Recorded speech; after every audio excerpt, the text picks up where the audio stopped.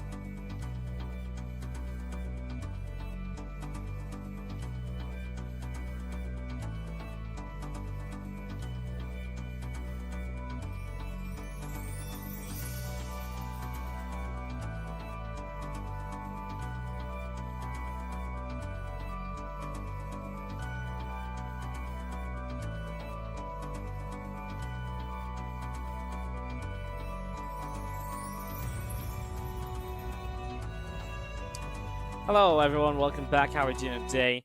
So I haven't mentioned this today yet, guys, but I really obviously do need to. If you are around in the chat right now and you've got a moment, you got a keyboard, this is super simple to do and it supports the tournament massively. It's the Matcherino page. You guys knew it was coming, right? Like, there's no way you didn't because I talk about it so much here. It's super simple, guys. If you're with me right now, literally, if you do this as I do it, you'll add some money to the prize pool for free. It doesn't cost you anything. Super easy to do. It only helps the stream. So, how do you do that? what you do is you go onto the Twitch channel, you go into the chat channel, you type in !Matcherino. Again, do this with me. If you do this with me, I'm sure someone will have already typed it in, so you can click the link, and then you can just don't even have to type it, you can just click the link. Sign in through your 8 different options, whether you're a Battle.net login user, Facebook, Google, YouTube, Twitch, Twitter, Discord, or Microsoft. I log in via Twitch, personally, doesn't really matter. Click contribute and type in the coupon code WTLS9. That's WTLS9. And boom, you can add $50 to the prize pool for free. Doesn't cost you anything. Not even a penny, just a few seconds of your time, as fast as it was for me to do this. So please, please, please go check that out, guys. It really does mean a lot. It helps us out so much. There's a whole bunch of extra stuff for you guys to support as well. We've got benefits and rewards. We've got replay packs available. We've got pin badges and little things to send out to you. All of this, by the way, if you purchase these little sheets, or if these purchase the pin badges, they are all free shipping, free production. You don't pay anything other than what it's stated. You also get the replay pack and more. You also get to become a fan of a team. So when you become a fan of a team, you actually get shout-outs when that team plays. So you guys can get involved on that as well if you're interested. If you buy the fan packages too. And all of this, so if you buy the basic fan pack or the regular fan pack, you'll get stuff sent to you, but it's $40 and it only goes to the prize pool, right? So it all goes to the prize pool of the tournament, which you're trying to raise up for the Woody TV Team League. So please check that out. That's the Matcherino page. Shout out to Pro Soccer buying a replay pack. Please go check it out, guys. There's free clickable links down the side here as well. If you click these, retweet stuff and so on, you get to add more money to the prize pool for free as well. Or you can just contribute if you don't want to buy stuff. If you don't want to click links, just type in $2,000 and donate $2,000. Type in however much you want. Anything helps as we're trying to raise the prize pool of the Team League. If we hit $2,000, we'll run a Team League All-Stars event as well. And like I said, if this is successful, it really... The main thing is if this is successful, it guarantees another season of the Team League will happen. It's that simple. It's that simple. And right now, Base Trade TV is the top contributor, which I think is absolutely disgusting. The fact that you let the guy who only cares about money actually be the top guy giving away money, that's crazy.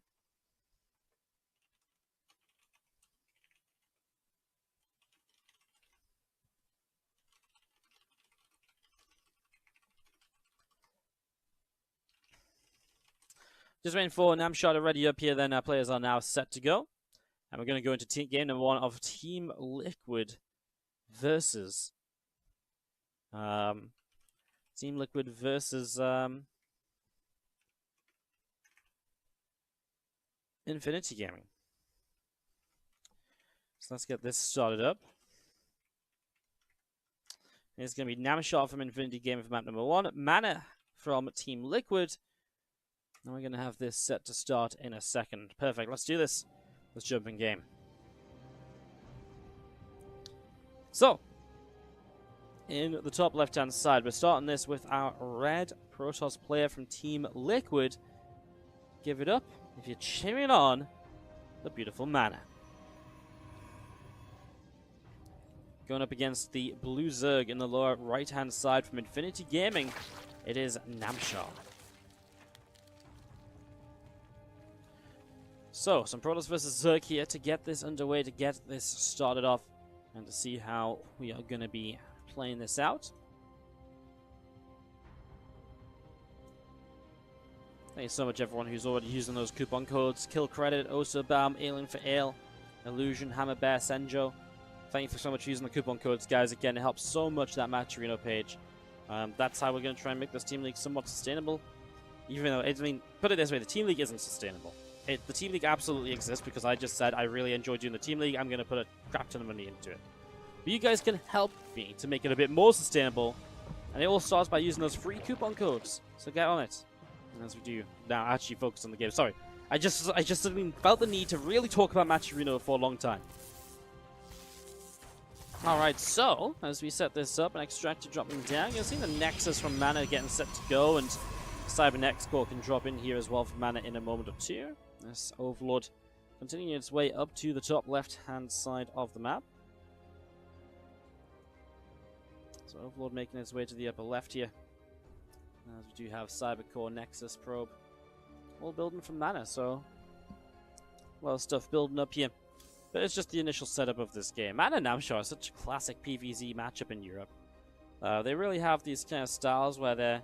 You know, Namshar always loved, by the way, Lurker play as well, I guess is what I really want to talk about here first, because Namshar was always like a big Lurker player, and every single time he played Lurkers, everyone's like, well, you know, Namshar's the only guy that does Lurkers, and now suddenly Lurkers are kind of a bit more back in the meta game. Maybe it's actually possible to, you know, maybe it'll be possible to do something with them. Very interested to see how that turns out.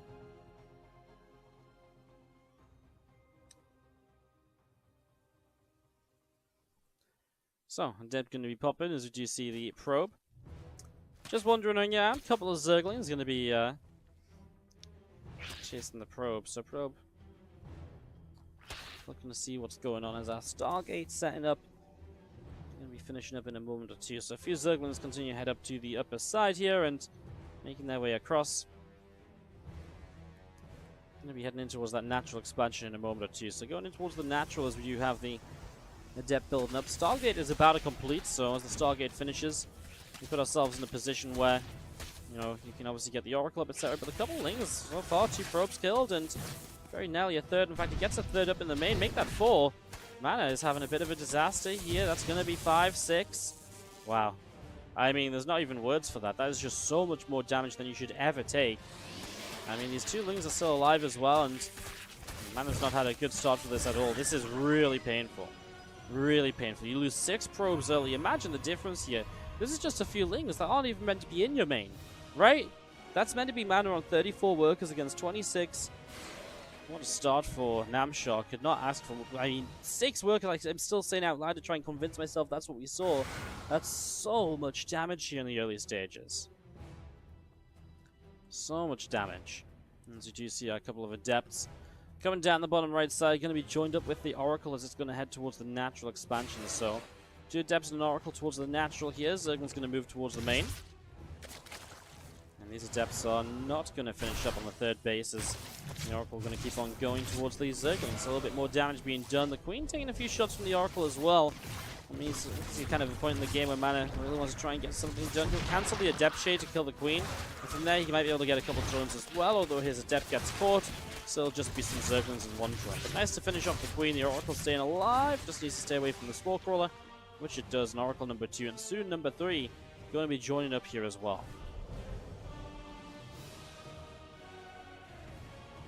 Meanwhile, we have got this Nexus building on the 3rd base. And the Stalker here from Mana going to be able to go in and pick away at the Overlord too. So Overlord really taking quite a bit of damage. So Zerglings of Namshar continue up to the top side and again getting themselves towards that Nexus. They're going to try and put on some pressure here. The Oracle's about to finish up. And those Oracles activating their Pulsar Beam. Going to be able to chase those Zerglings around. So Ling's taking quite a lot of damage here so far. As we see 15 drones being built, by the way. It's a crazy number from Namshar as we do have a couple extra sentries coming down. The robot facility coming up in the natural. And again, our Oracles down at the right-hand side to keep this aggression going. So the Oracle's going to come and hang around just around here. Going to start going after this Queen to begin with. So the Queen already taking quite a lot of damage, will fall. And now this Oracle's going to take some shots to just get a little bit more damage done. So I'll do a little bit here. There's another Oracle actually giving up some shield as well. Needs to be careful. Hasn't lost an Oracle yet, still has 3 of them alive, but you know, the first damaged one was back at home defending. You know, if you're going to keep one at home to defend, it better be the lower health one, right? And it works out because these 2 really do give up some of their shields just to get a couple extra drones and, you know, try and improve the position of this game as 5 Roaches on the way out from Namshar. Templar Archives dropping down from Mana, and this Oracle out down to the bottom left-hand side.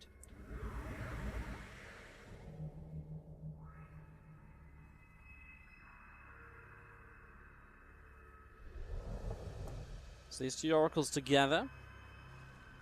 Down to the south, as we will see the Templar Archives finishing up in a moment or two. Charge on the way as Queen's very quick to jump on those Oracles and push them back away out the left. So going to be able to push those away, and they're actually going to try and get a cancel on the 4th base, which they might do. I mean, I think they will get it. Cancels and the drone kills, so that's a nice 125 minerals down the drain for Namshar. Mana It's put on some good pressure after losing the 6 workers early. Outside of that, it's been a pretty good game from him, right? I mean, he lost those couple of adepts he committed into the main, but again, they got the queen and a few zerglings, so not that bad. It really was just the first probes going down that man had really just made mistakes with. He's now coming in with an Immortal and an Archon, a bit of a weird harassing composition, but that's what it will be nonetheless, and going to bring them... See, I mean, he knows the 4th base is here, right? So, looks like he's going to warp Zealots in, send those into the 4th, and then maybe send the Prism elsewhere. I mean, he could probably get cancelled if he used the Prism here as well.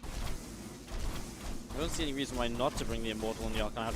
Maybe he's trying to bait units in, and then he's going to drop the Immortal and the Archon. Now he's like, haha, I'm going to get some kills on you guys. And, yeah, maybe that's the play. I mean, either way, it's not gonna, I don't think Damshaw was going to not come over and defend this anyways, though, right? So, either way, he's going to keep dropping this Immortal and Archon down, just trying to pick up some extra shots off on Lings, Roaches, Ravagers. Whatever he can find, he's actually drawn these units quite far out. The Oracles will come back in. That might be a first Ravager already in some trouble. The Archon now dropping down to try and soften some of them up as well. Again, the Oracle's absolutely going to commit to killing the Ravagers here. Good transfusion, though. And keeping one of the Ravagers alive, at least. Namshar doing what he can to keep that going, as we have the Overseer now going to make its way in toward the main base. He's going to try scout here. See a little bit of what's going on.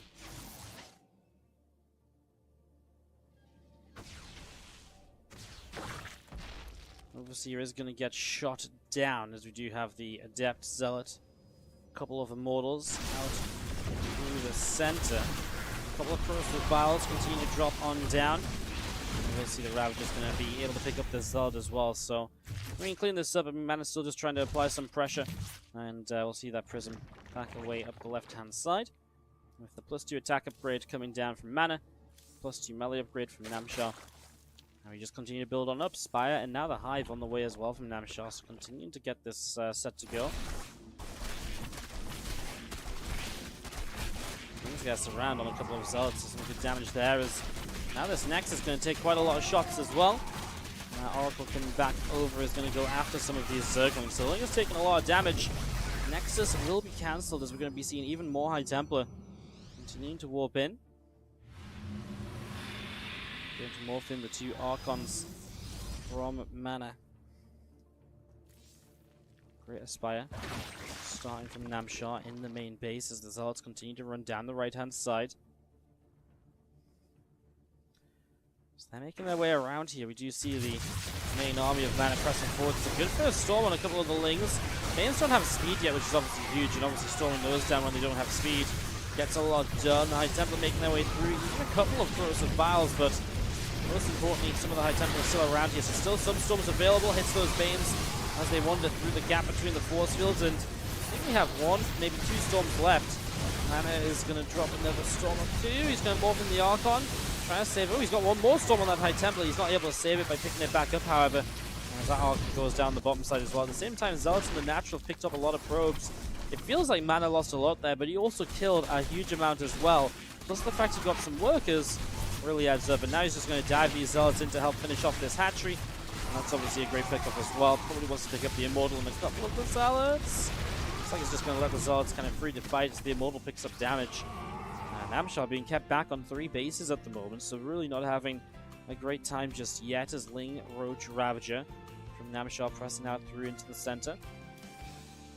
6 Disruptors on the way up, and Adrenal Glands about to complete from Namshar as well, so that's about to finish up here.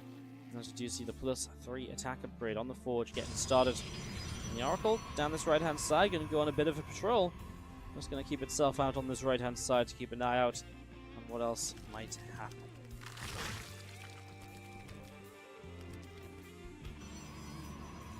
As these next couple of Banes finish up, we'll see a couple of High Templar lifting up in towards the Warp Prism.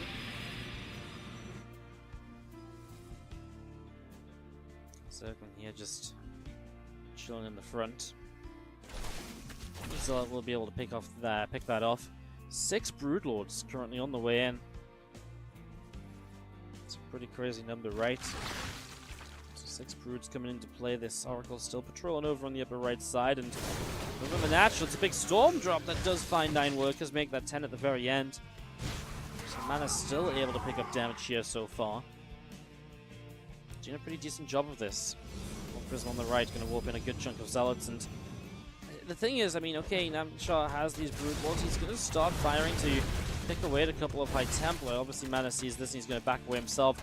He's getting a second Stargate. He's getting a Fleet Beacon. It's a tough little scenario, but he has got Blink on the way. I think the main thing is, you know, if he can just survive up until he gets Blink, that's going to be a good amount of time, you know, board. And then maybe he can just get the Stalkers to turn this around. It's only 5-6 Brood Lords. It's not unplayable against. It's definitely a tough moment up to you for Mana. But this pushes Soul in from Namshar. He's on only 47 drones. He's barely even mining really properly as we'll start to even up the work count with some damage here. High Templar trying to find Storms on the Brood Lords. As High Templar is starting to get cornered actually up on the top side there. Stalkers warping in. They absolutely have to wait for the +3 attack upgrade though, right? I mean, it's not +3 attack, but at least Blink. Otherwise, they're not going to be able to engage him properly. Oh, Mana's got even. I mean, equal army supply is usually a good thing for Protoss, but when the Brood Lord's out and you don't have a proper answer, obviously doesn't look so good for you. But the Storm drops down and picked off a few of the Banes. Now the Stalkers come blinking in to try and get the Brood Lords. He is going to start picking these up, so that's one of the Brood Lords. Mana's army supply is absolutely dropping here. He's continuing to chase, gets into the couple, so it's only 2 Brood Lords left. Little High Templar able to storm, and I think he can probably just give chase to this. He doesn't actually have anything anti-air based, right? So he's actually in a bit of trouble trying to figure that out. The Oracle's active and shutting down Ravagers. So Mana's still making some pickoffs here. He's been reset to 3 bases, his 3rd base down. And his 4th base is up though, so obviously one of those bases is a bit fresher than it usually would be if it was an actual 3 base. As Mana whoops in some more units and will look to push aggressively again. We're only on 2 Brood Lords, right? So pushing in is absolutely a possibility, although now Namshar does have a bit more creep spread to work with out down this bottom side of the map.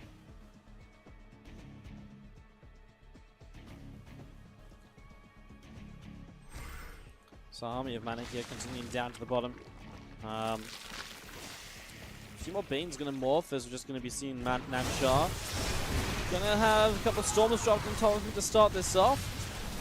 See the Archon continue to back away as well. Broodling still pressing forwards. You see a couple of Roaches and the Ravager taking some damage as well. Stalker's going to blink in to try and pick off the Brood Lord. So the first Brood Lord already taking some damage, but Namshar is kind of holding on to this. The Immortals are going to get the hatchery at least. What can he escape with? He's going to attempt to recall. Oh, he left the kind of 2 important units behind. But he will at least come forward and shut down some of the units that are here. Well, he actually cancelled the Ravagers rather than going for the ones he could have picked off. Mana needs to get some more units out, right? It's those Brood Lords are just such a problem, but he does have double Stargate, and he will drop a couple of Void Rays now on the way. I mean, there's nothing to answer those Void Rays. They absolutely have some potential.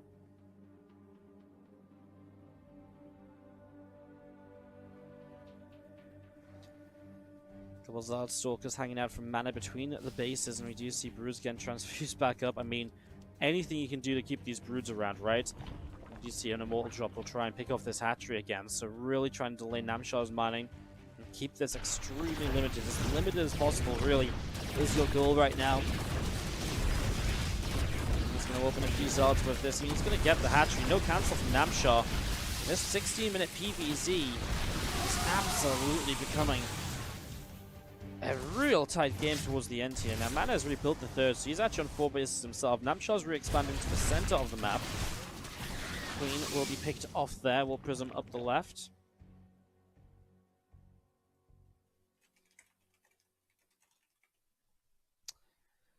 Prism up the left, moving into the center. Flux Fane's on the way down on the Fleet Beacon, and a couple of Void Rays building up too. Will drop down in a quick gym or so. Being picked away at as the Observer going to get picked off by the Corruptor, so that's going to go down as well.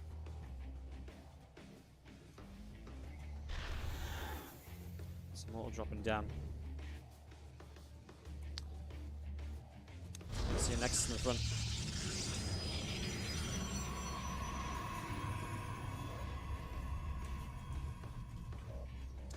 So they're going to drop down this Nexus in the front, a couple of carriers, and a +1 air weapon upgrade coming down here. A few extra Banes morphing in, a few drones building as well. You see Namshar just still mining away here. What an absolute slugfest for this first game. You know, really, both these guys fighting through the trenches to try and take each other down. Warp isn't found by a couple corruptors. It's gonna have to get out of there. Bet it was wishing it was a medevac right now, lol JK. What would you rather do? Boost away or be able to actually just teleport back home? Oh, I think I'll take the latter of those two options. Full Void Rays going to be good here as well. I mean, that was the scary part, right? The Void Rays are actually the answer to the Broodlords that Namshar had, because it's not a high eco game. You can get away with just a couple of Void Rays. Problem is now it is turning into a high eco game because the game's stabilizing. Mana has decided to just stop attacking. Because of that, he's had time to start building up carriers.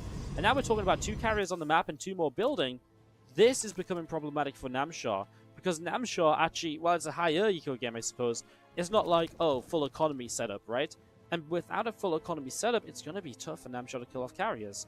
Now, he is getting into pathogen glands, and he is making his way in towards, you know, potentially Infestus here, right? He's got a lot of gas in the bank.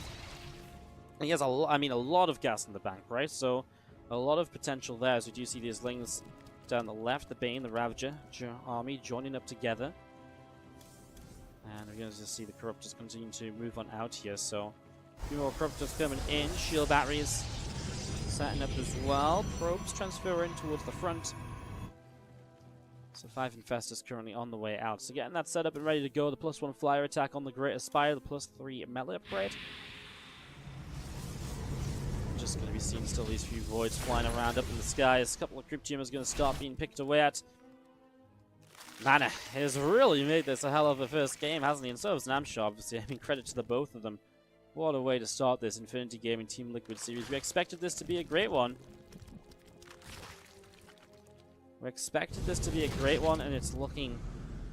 I mean, it's not just looking like a great one, it is a great one. This entire series, probably. If this is how we start, there's just more to come, guys. At least 5 more maps of it. Changing picked off as we see the carriers still being produced. I really want to see what Namshar can try and do against these carriers, because in my eyes, it feels almost impossible to get rid of those carriers here. Like, that just feels like the kind of the end game condition here for mana. In a game like this, I mean, I know these infestors are up, but they don't even have Neo Parasite, right? So what are you gonna do? Like, I mean, you don't even have ground units to microbial shot. Like, I actually don't know what you do here with the infestors. Just fungal growths, I guess. He does catch a couple of those voids, that's nice. Maybe fungal growth and corrosive barb. There's not even that many biles available. You know, it's pretty crazy scenarios. The carrier's still getting to work. A couple more Ravagers being picked off. The infestor's still going down. That's going to be a fungal growth. And there is the corrosive bars. You know, they are hitting the carriers for sure.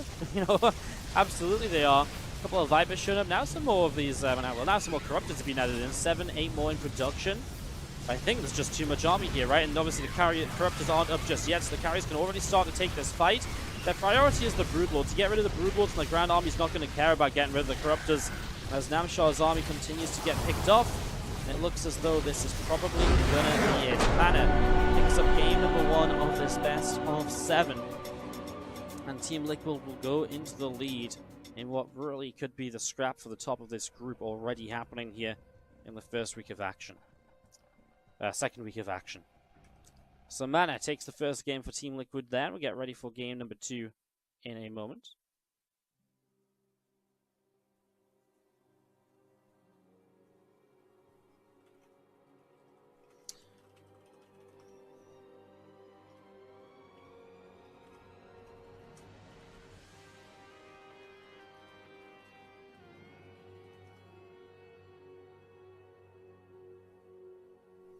Alrighty, so game number 2. So now we're going to go back into the original scheduled order. So for the rest of this clan war, it is going to be Clem versus Euthermal up next. So we're going to get Clem versus Euthermal as our next game here. That's going to be on Eternal Empire. Get this started up in a second. Alrighty, so let me invite everybody in.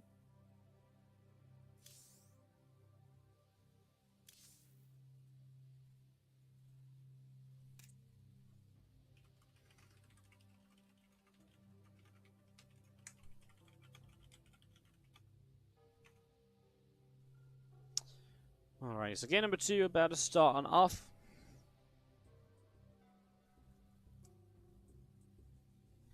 And we're going to go straight into this TVT.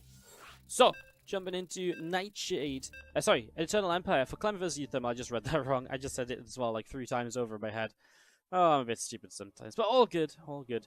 Hey, thank you so much, Pimarek for 86 with the 200 bits in the chat. Thank you so much for the bits. Thank you for supporting the stream.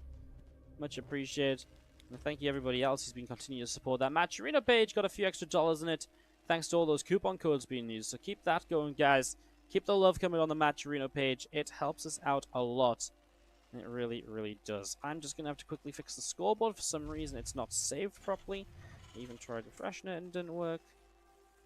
Why hasn't it saved properly? Hello? It has saved properly. XSplit, please. XSplit? Oh, there we go. Alright, in the bottom left-hand side to start us off for Infinity Gaming, trying to put them on the first point of the day. It is going to be our blue Terran player, Clem, who had, unfortunately, a rough start last week in his first round match. That was against Hellraiser, but he actually was able to win it out, so he was able to take it. He only played once last week, so Clem currently on an unbeaten record, although only 1-0. As we get ourselves ready to go into game number 2. Thermal last week also delivered against Insane, but hasn't played Rotterdam yet.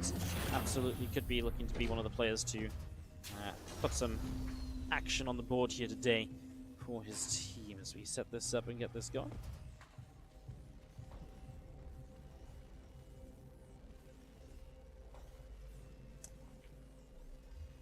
So game number 2. And Thermal, definitely a big threat from this team here.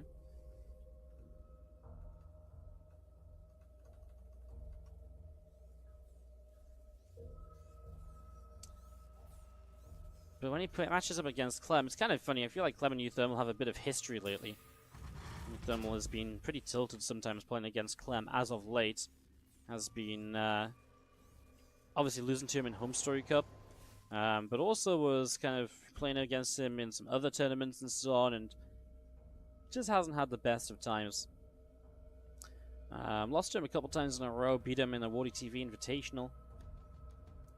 Lost to him in the Wardy TV Summer Championship. Beat him in the Summer Championship in the winner bracket before then. These guys go back and forth a lot. Map score is actually down for Clem, 23-34. But that does begin with Thermal beating Clem a few times in a row in the 2016-2017 period, and even at the start of 2018. Right now, Clem is a bit of a beast. In fact, Clem only won one series off of Thermal, and that was in an anonymous tournament, and that was until 2019, July. Then Clem has finally put the actual few series on the board since then, so bit of a history between these two. So Thermal, double gas now up. Command Center is a little bit later than Clem's, who did just go for a single gas expansion. Thermal will be with a couple more units pressing forwards here at the start, though. Our reactor's about to finish, so there's going to be a couple of Marines to help out against this initial attack, and Thermal will decide to just pull the Hellion back a little bit, another grenade, and a little bit of damage being done here and there, but nothing too crazy. I'm still pressing in with the Reaper and the Hellion, going to take this Watchtower. So Watchtower will be taken. Starport going to move over to the Tech Lab, and the Factory going to drop down onto a Tech Lab as well. What's up, Abrellis Rex? Thank you so much for the 9-month resub. Got some love in the chat for Abrellis Rex. Much appreciated. We'll get you up on the tree after this coming game. Thank you so much for your support. Really do appreciate it. Raven on the way on each side of the map. So Raven's on the way out, and that's obviously a pretty kind of go-to unit in the Terran versus Terran. Yeah, a couple of Marines coming in from either of these guys. Bunker starts up from Thermal on the natural.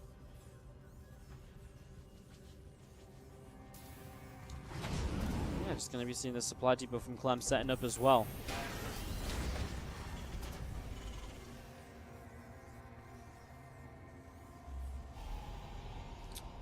We'll see if these guys want to go 2 Ravens or if they just want to stick with 1. We've seen the kind of, obviously the Raven got changed a little bit, and I think nowadays 2 Ravens going to be kind of back in the meta.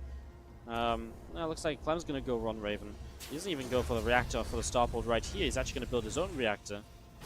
So 2 Raven was kind of the go-to for a long time, and then a few people started to play with triple Raven. But actually, kind of just before the patch, a lot of people were just going 1 Raven and kind of getting away with it. Now, obviously, interference matrix and stuff costs a little bit more. So double Raven, I think, is going to be that bit better once again, just to make sure you have a good amount of matrices to use. As that Reaper pops up, gets killed off, picks up no information. 1/3 CC on the way for Euthermal. Now, Clem's already going into Stimpack, and that extra barracks moving over to the reactor as well. We'll see what Euthermal is able to do here. As the Reaper continues down the right-hand side. More SCVs coming up, Vikings on the way out, so Euthermal straight to that reactor of the starport. Euthermal isn't necessarily going to play mech just because he's on no barracks still, etc., and he's not, not upgrading the Stimpack. But obviously, especially the longer he doesn't start Stimp for, the more likely it is going to be mech. He is really vying for air control, so that's more likely to be mech as well. And I have to say, if there's one way that Euthermal's really had success against Clem, when I've casted him in the Wardy TV events this year, is he's absolutely kind of played mech. And he's just been very, very slow and patient with it, and Clem gets a bit frustrated, attacks in a bit sooner than he should, and kind of runs into some trouble then. This next tank popping out and is going to come... Well, we're starting to come down the ramp, but then it's going to go back up to the main, so really just spread now. Euthermal's very ready for Clem to drop him. Clem just doesn't move out at all. His own 3rd CC is about to finish up, so they're both going to be expanding at the same time here.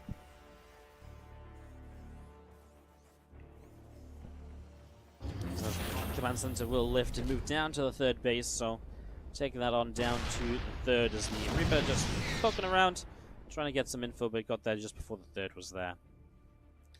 Double armory, so now we do have the confirmation that this is going to be mech from Euthermal. He is going to continue to commit in. Still no extra factories really though, so really just reliant on that kind of tank production and the Viking kind of control for the moment. Doesn't feel safe to take the 3rd base location, so he's still a little bit worried about what Clem might be up to. Remember, he didn't quite see what was going on. Oh my god, this is Clem actually going for a drop. Oh my god, Euthermal moves this Hellion. He actually sees the Medivacs, but then he goes to the low ground.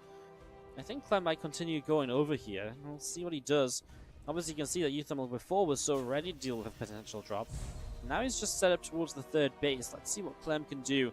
Going to continue around the top side of the map. And across the top, potentially into the main. Let's see what might happen as we see the +1 vehicle weapons and plating. On the way up, going to see a siege tank getting picking off a little bit of something there as well. And so here we go, our Medivac's going to go boosting into the main, and Marines and tanks start to unload. A couple of auto turrets going to drop down on both sides. I mean, as Raven getting shot down there, remember there's more Raven energy here for Euthermal.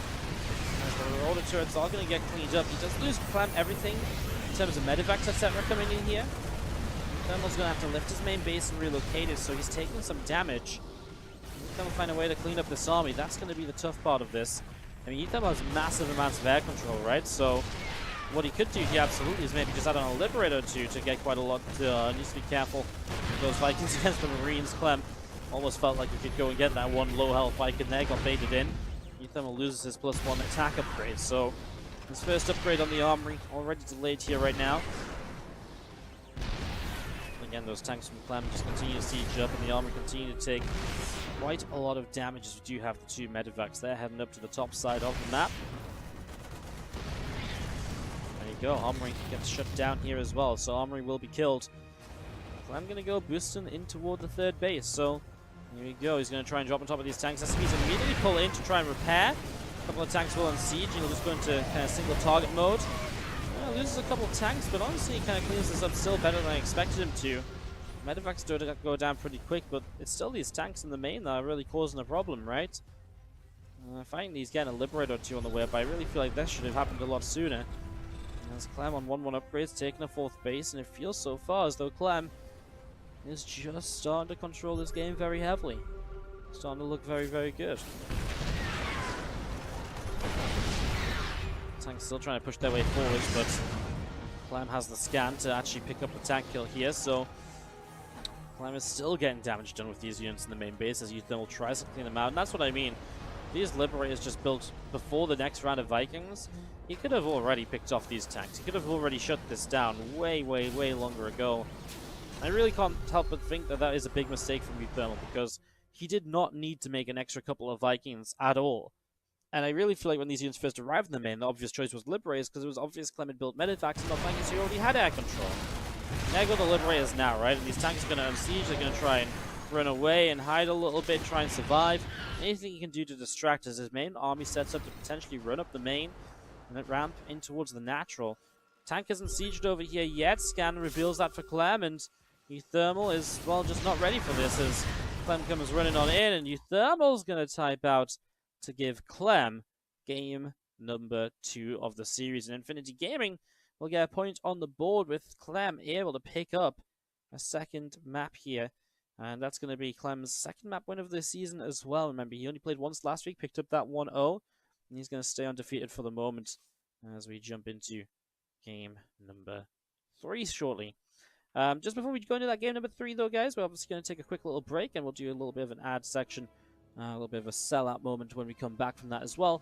Before we go, we do have a decoration for the tree. Thank you so much to Umbrellas Rex for the 9-month resub, all in a row as well, saying it's a baby boy. Well, you know what? For being a baby boy, I've got us a nice blue decoration. Awesome.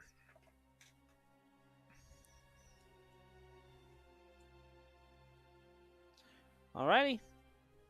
Umbrellas Rex, thank you so much for your 9 months of resubscribing. Welcome to the beautiful Wardy tree. Where are you gonna go, buddy?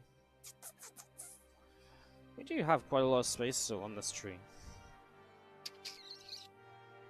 We got a few more branches that can be filled up around here.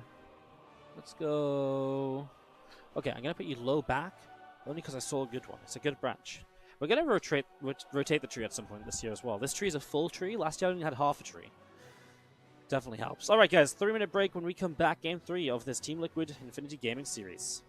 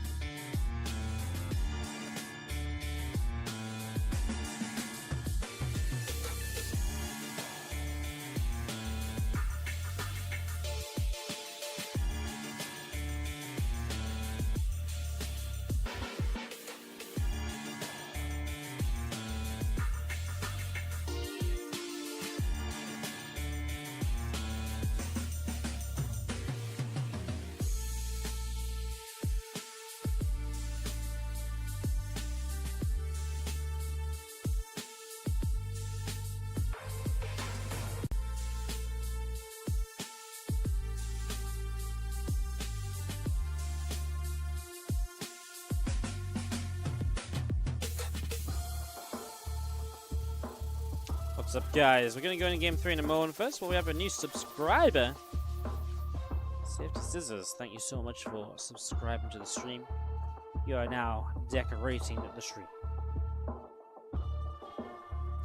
Let's, what are you gonna... We don't have much red in the top. How about we get some red in the top for you? We got, like, this ready ball. I like it. Ooh, what a position. That's a great position. You know what? I'm even gonna put you a bit deeper on the tree. Oh, that's a play and a half. Oh, what a play. Perfect. All right, beautiful. As we kick off into game number 3 of this series, we're tied up 1-1 between Infinity Gaming and Team Liquid. So, tied up 1-1 here, and up next it's going to be Mana out once again. This time going to be playing against Denver. And, yeah, first series we're going to see from Denver today, who went 1-1 last week. Let's jump in, cast some StarCraft. Starting in the top left-hand side. Our red Protoss player from Team Liquid, it is Mana. Taking on the blue Zerg lower right, Denver. Our maps after this will be Goblin versus Tasia, Clem versus Tasia, and Denver versus TLO. Tasia's TVT is nutty, by the way. Watched that the other day against TY in the WSG qualifiers. I'm still yet to cast that series for YouTube because it was nutty. I had on my second screen and I was watching it while I was casting another series, and, well, I picked the wrong series to cast. Put it that way. Put it that way. So yeah, we're going to cast that one for YouTube at some point. Here's the plan of action. We are already putting the WSG series on YouTube, by the way, so if you're looking for those, they are available. YouTube.com/WardyTV. The Maru vs Armani series just went up. That was a lot of fun as well, actually. That was a lot of fun. Okay, so first map of Denver today.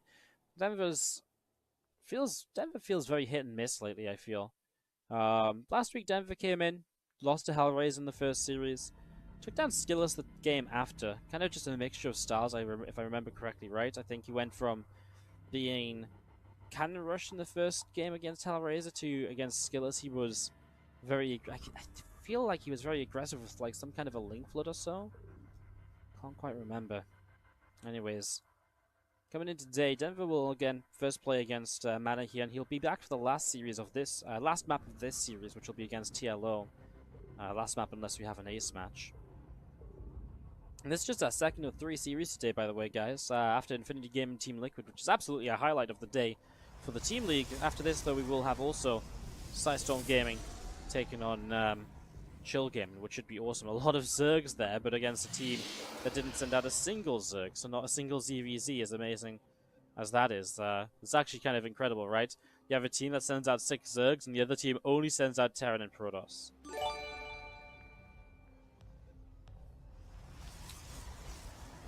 Overlord going to go for a scout in the main. We'll be able to spot the Stargate that's on the way up at the front, in the main base, so Denver going to get the information as to what this build order is at the start.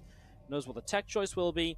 Might have been a little bit annoying and frustrating with this early probe, forcing the initial hatchery to come out to the left-hand side. And some stuff like that in the early stages, so... yeah, all set up here right now. And as we do see our probe continuing over. Hey, what's up, Yoga Dragon? Thank you so much for the 5-month resub as well. There's some love in the chat for Yoga Dragon, everybody. 5 months on the Twitch Prime. Much appreciated. Heard yoga is very important for dragons. Gotta stay fit, you know. Thank you so much, Yoga Dragon. Really appreciate the Twitch Prime sub. Oracle on the way. So Phoenix first is gonna go and pick off that Overlord. Now the Oracle's gonna pop out here. You can't build the Stalker because, well, the Overlord would get away over here. So he'll just build the Phoenix now into the Oracle, and look at that, fast Robo on the natural. So Mana is not looking for a third Stargate unit here. He's just gonna go straight to the Robo facility. Set up from there, and meanwhile on the other side of the map, Denver just adds on the Queen, and well, he's about to be on his 3 bases in total, right? So he's about to get there. Well, actually, maybe Mana, yeah, maybe will go for another Oracle, because that means it's only going to be a Robo and not a Twilight Cancel with this, so it's not going to be any kind of Templar Archives Archon drop follow-up at all. It's just going to be a couple Oracles of Phoenix, and then maybe you get a Prism up from the Robo. an observer and take a third base. That, or you can obviously do quite a lot of aggressive things off of a robo facility as well. You get the Prism Up Immortals. Add-on gateways, you know, there's a few different ways you can attack with that kind of style, so definitely a couple different options here as we have the Oracle and the Phoenix making their way in toward the main base. Queen is going to get lifted up. There's a couple of drones getting taken down. So 2 drones picked off there as our Queen's just going to go on either side of this, and a couple of the depths are trying to pick up some more drones too, and actually pretty successful opening from Mana. 6 workers killed. Nicely done. Obviously, Mana coming in with the first win of the day off of Namshar. That's it's a good pickup, right, for Mana. Picking up the win against Namshar. Feels very kind of maybe a confidence booster for him going up against Denver now, and obviously sets him up in a position where his PvC, it looked good. It was messy, it was scrappy, but it was good. It was controlled, and especially I feel when you get in those weirder situations, it's so easy to fall apart. And Mana really controlled it and did what he had to at times, and knew when he needed to deny a base, knew when he needed to try and get something up against the Bruise, even if it was just a couple of voids, even if that was the only thing he could get up to try and make it work.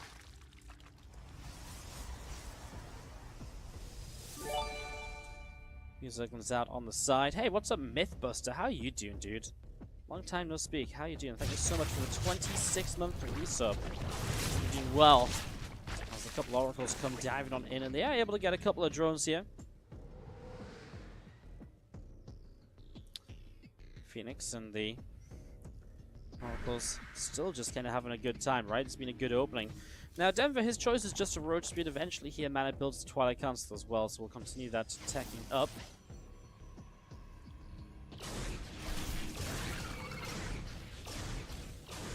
More one reduction if Phoenix tagging away at that Overseer. So quite a lot of damage being done there, and Temple Archives from Mana in at the main base. We do see a few sentries, a couple of mortals coming in now. A nice revelation down on a few drones here in the natural. And again, a couple of probes.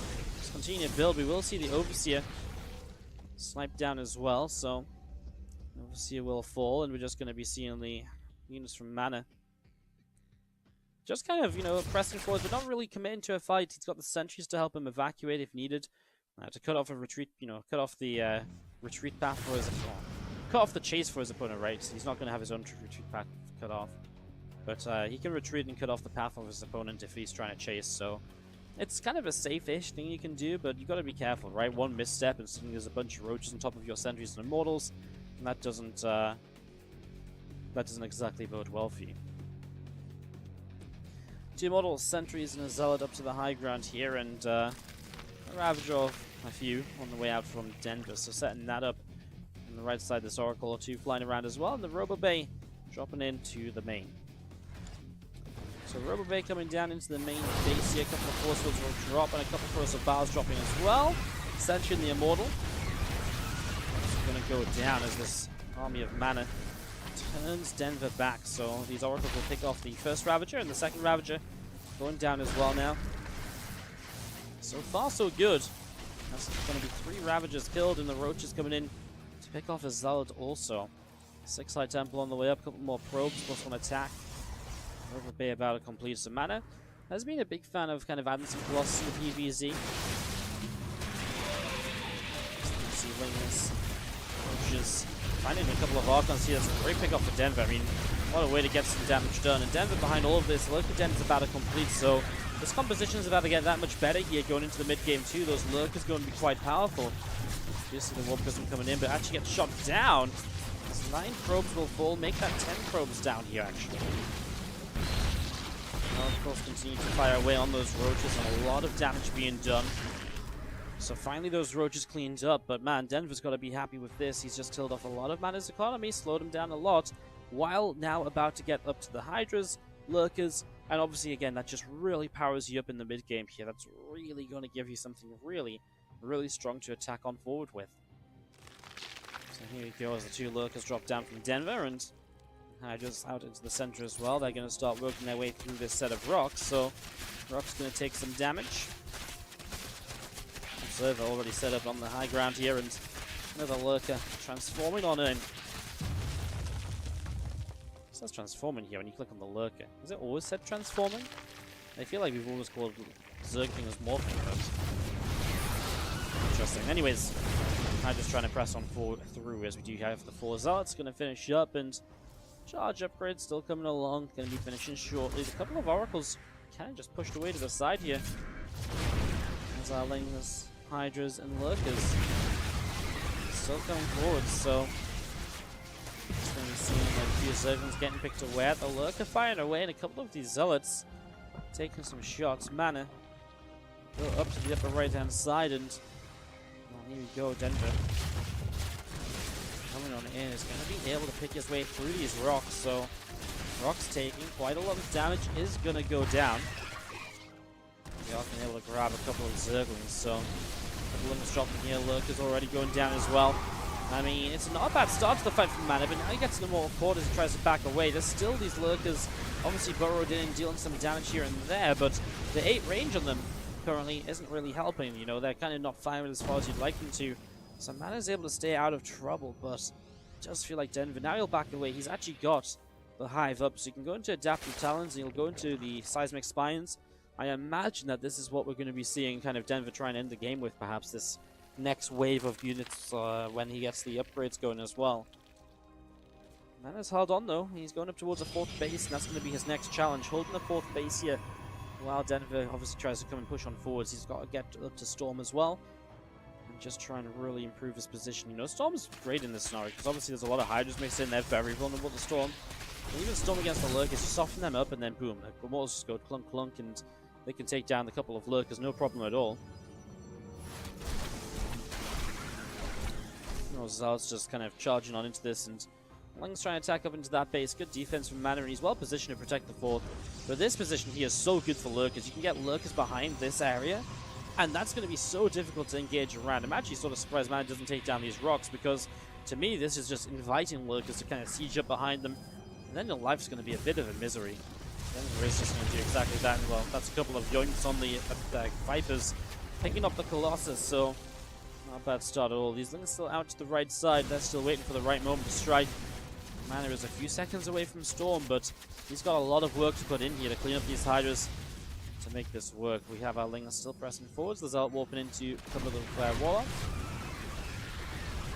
All of these Lings still going down, so a lot of Lings getting picked off right now. So let's go in, and also getting picked away at 2. And Roaches and Hydras and Vipers all looking great. So you have Yoink on an Immortal and an Archon. A big Storm in towards the Hydras there though, so Storm there, another Immortal going to get picked off. The couple of High Templar struggling a little bit. Hydras still coming into this, and they're going to go after the Archon. We'll pick that off as well. A couple of feedbacks going down. Those Vipers already in a little bit of trouble. So let's go charging in already. This Spineclaw is taking a lot of damage. So that's Zealot counterattack's the one thing that Mana can maybe kind of lean on here a little bit, but he cancels the warp in Denver. That's going to make Mana's life really tough, right? And now Denver's just knocking on the front door, and Mana's like, well, yeah, I guess he can come in. There's not really much I can do. He's starting to lose all his probes. I mean, this is a 5th base that he's tonight, and meanwhile he loses his 3rd. The 4th is already down. Just kind of felt like Denver got a good bit of control in this game and was able to keep that going at that point onwards, and well, it's led to this point now where it is going to be just a bit too much. Lings running in, Immortals going down, a couple more Lurkers being picked up, and the Hydra's trying to press forwards too. It's just going to be too much as Denver keeps on attacking him. These Zealots back at home finally going to get cleaned off before they really reach the 4th base. Yeah, really does look as though that's going to be it, as GG is called. Denver will take the next map, and it's Infinity Gaming into the lead of this series for the first time. So Infinity Gaming will go up 2-1. Put themselves in a strong spot to continue, of course. With an interesting match coming up next. Up next is that Goblin Tasia matchup, and that should be really, really intriguing in terms of how it plays out, because that's a match between 2 players that I don't know quite how to judge exactly. Hey, what's up, Adsy? Thank you so much for your resub as well. Why is this pen always on the floor? Because I keep fiddling with it and dropping it. That's why. I should stop. I should stop. So it is Goblin versus Tasia. That's coming up next in a moment or two.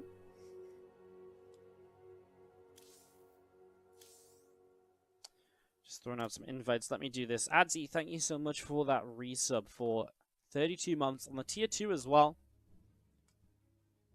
Thank you so much, buddy. 32 months since I tried to play Zelda on stream. Since the whole Dottles meme began.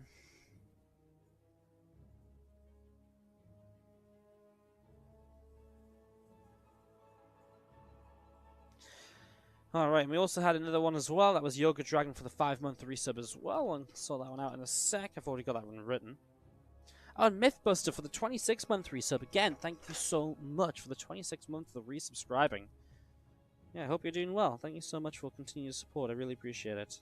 Hope you're doing well. So we have 3 decorations to put on the tree.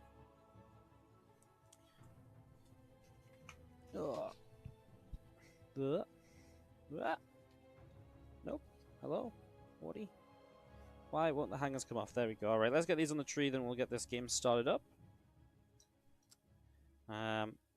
We'll actually start the countdown when we go to put them on the tree.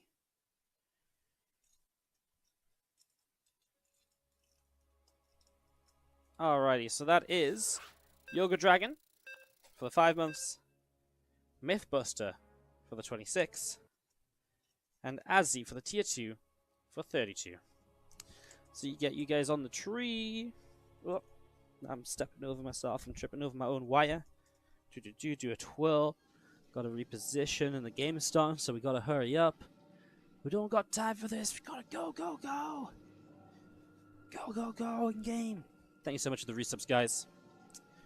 As we... Oh, 1 sec. Oh my god, now everything's falling on the floor. What's going on? Alright. Game number 4. As we'll start off with Infinity Gaming's player. They are up in the top left-hand side. Our red Protoss. Goblin. Taking on the blue Terran Tasia. Tasia, who was the one player to lose a map last week against Roddy Boys for Team Liquid. He did beat Demi, but lost to Geralt in a 15-minute TVP. It was a TVP where Tasia actually looked very good for a very long time, but wasn't able to close the game out, and suddenly just died to a bunch of storms. And just honestly kind of made some mistakes in that kind of process as well. It wasn't just like an oh my god, Protoss OP. It wasn't even storms, was it? It was like, I think it was disruptors actually that just started dying to, and it just became a disaster for him completely. As I do see our probe coming across to start the scout.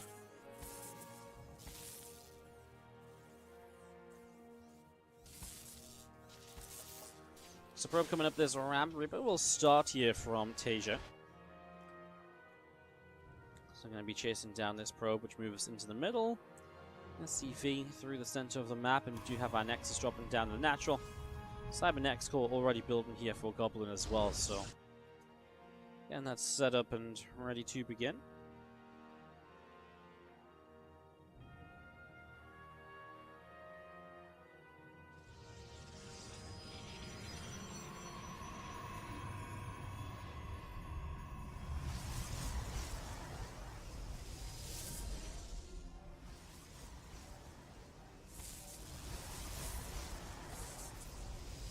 So you just see the SCV continue to move around.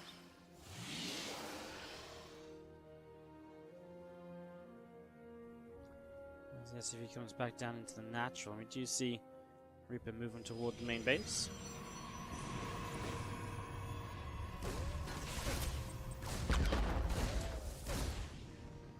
Just going to be going in after the probe as it gets chased away, and the Reaper is going to be able to pick that off. So probe will go down, and it's a couple of probe kills, not a bad start from Tasia at all. Now Goblin's going to go into the Stargate.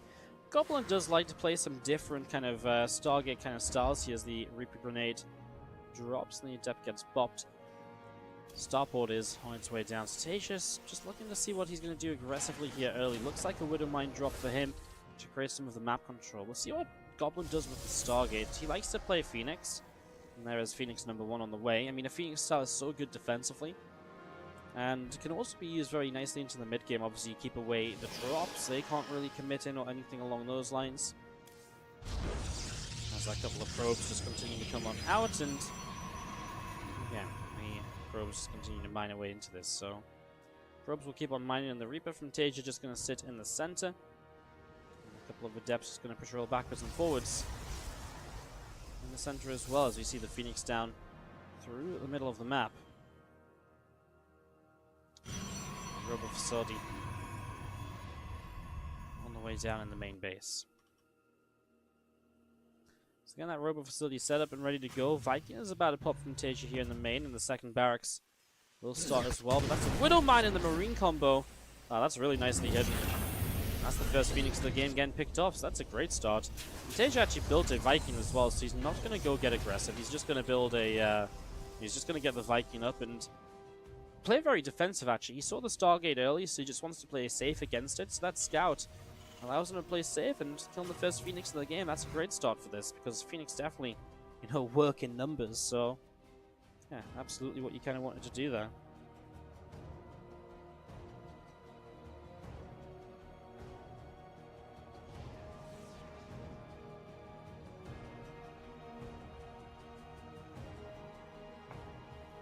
So Reaper out over the left side. Did you see the Robo Bay dropping down from Goblin? And the Phoenix building as well, so... And the Phoenix up and running. The Adept is coming around as well, and the Reaper getting picked off too. There's the Observer chrono boosting away on the Robo facility. And the Nexus will just drop down on that third base, so... Dropping this down on the third. And that ready to roll.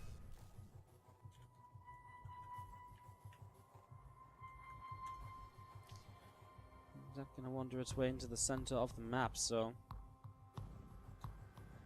It's going to be sitting around in the center here. We do have the Phoenix out to the left side. Chilling out a little bit as well, the Observer. Want to go moving in towards the main. The Medevac setting up. Widow Mines moving down as well, and here we go, this army of Tasia. Gonna look to join on up as the Phoenix grabs a Marine, and 5 extra gates on the way up. Extended thermal lance from Goblin starting to build as well.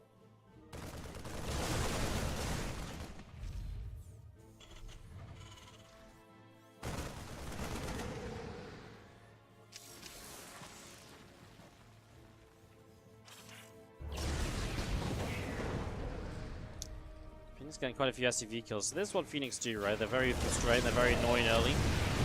But what they don't do very well is necessarily defend these sort of pushes. Tasia, you know, bio only, there's not a lot the Phoenix can really lift that's useful here. And that's why you can see, you know, Goblin is already invested into quite a lot of shield batteries defensively back on this third base. That's going to make it a bit tougher for Tasia to just push in and deal damage.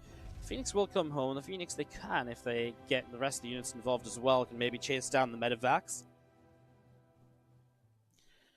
3 SCVs currently picked off here, as we do have the extended thermal lance again, like I said, about to finish. So this will be that typical Phoenix Colossus style. Tasia's response is exactly what you want it to be, though. 2 starports, both of them are from reactors, and from the very, very start here, he's just starting to build up a lot of Vikings. And I mean, like, a lot of Vikings. So he's starting to build a bunch of Vikings, so this first Adept will drop. A group of Phoenix down at the left-hand side, and extended thermal lance will finish. Extra Vikings continue to come up here, so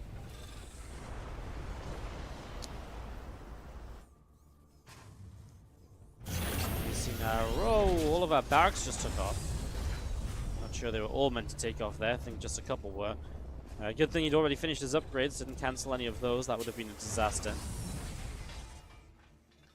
Those Vikings still just gathering on up, as we do have Hallucinated Phoenix from Goblin out over the right-hand side, so that's going to be heading down toward the main base here. A couple of those Widow Mines from Tasia already burrowed up as well. The Bio Army pressing forwards, and Tasia still did stay pretty defensive, right? Didn't really ever commit to the attack.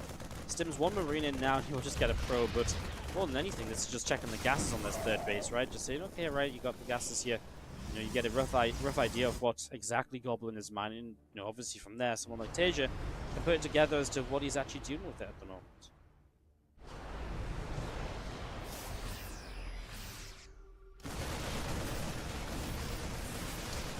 The Bioforce is able to pick off the pylon, and now these Marines are going to go in the upper right. The pylon's going to pick off get picked off as well.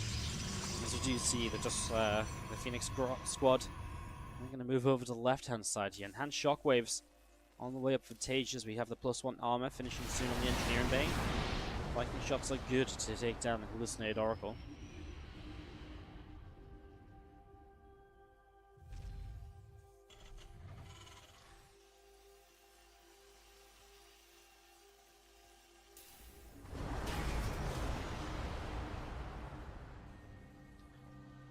This army from Tasia. He's still very kind of, you know, laid back about fighting, because it's one of those scenarios where the Protoss composition, if you commit to a fight, you don't get away, right? Because if you want to kind of escape, you're going to get chased by Phoenix. They're going to lift up units. They're going to chase down Vikings and Medivacs. Those Phoenix have just so much chase potential. And there's also not a reason to fight yet, because this composition's only getting better from Tasia too. As you get the ghosts out and enhanced shockwaves on them, you drop some EMPs on those Phoenix and you're going to have a great time. Suddenly those Phoenix are going to have no energy, no shields, and they are going to melt along with the rest of the army as well. So the Phoenix back over the left. Do you have the Bio pressing up to the top side? A Viking getting taken down an Observer, sorry, and just a shield battery to get picked off initially. No Storm to worry about yet. Goblin is still actually focused on Robo Bay tech and is going into Disruptors as his follow-up. This style is very low on upgrades, and that's because earlier in the game, you're just investing into a lot of Phoenix, as well as trying to go Colossus. It's very tech-heavy, so again, upgrades is expensive. You see, +1's now about to finish, but +1 armor's only just started, so it is an upgrade lead from Tasia, and that will help him in some of these fights going on from this point. And definitely something to keep in mind as well, that in these fights, Tasia might just be straight up a bit more powerful, taking an engagement. That's around Zealot swarping in just in front of the 4th base, and the Marines of Tasia already going to go stemming forwards. Vikings going to get a volley off. Oh my god, doesn't quite one-shot the Colossus. That's got to be frustrating. You've got to dive the rest of your Vikings so far in now just to get close. He's going to land the Vikings, I guess, against the Phoenix, right? He just doesn't want to take that fight. Disruptor shot hits a lot. Man, that's what Tasia struggled with last week as well, and it's exactly what he has the same problem with here now. A couple more Vikings showing up. The Bioforce still fighting. The Immortal's taking a long time to go down, which means the Stalkers are going to be left standing at the end of this, and Tasia's going to get turned away. That one Disruptor shot that just hit so much there. That was so painful. He does turn and pick off a Phoenix, which is low HP. More Vikings showing up and other reinforcements, but obviously a lot of the tech units are now gone. Disruptors are still here too, and those Disruptors are obviously so deadly. I don't think you can fight this now as Tasia. The Disruptors are going to push your army around way too much. And if you do anything right now, what you're going to have to do is use those Liberators, set those up, siege those up, and get something done with that.